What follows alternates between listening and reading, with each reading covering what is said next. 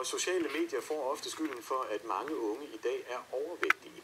Men sådan behøver det slet ikke at være. Nu skal de møde en gruppe unge, som har skiftet computerspil og chips ud med armbøjninger og kyllingebryst. Og det, der holder dem i gang, er netop de sociale medier. Jeg har altid spillet meget computer.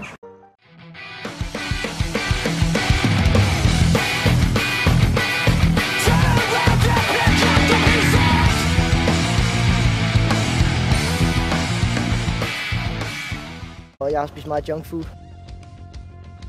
Og det har givet helt sindssyg effekt på selve min livsstil. Jeg spiser meget mere sundt. Jeg har lyst til at træne.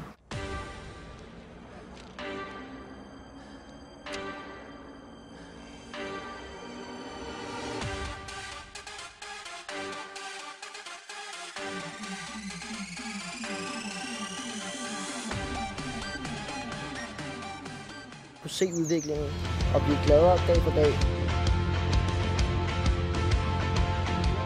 Det er nøglen til at være succesrig.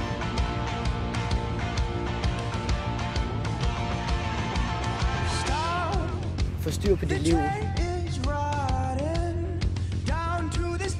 Jeg er glad i dag.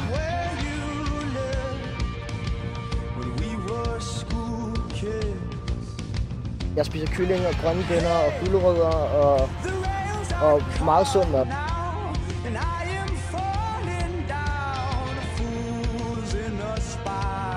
Det presser dig selv rigtig meget.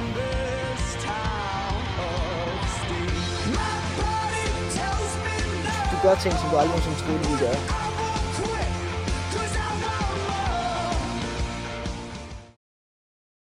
Get moving, pattebarn. Du skal bevæge dig mindst 60 minutter om dagen.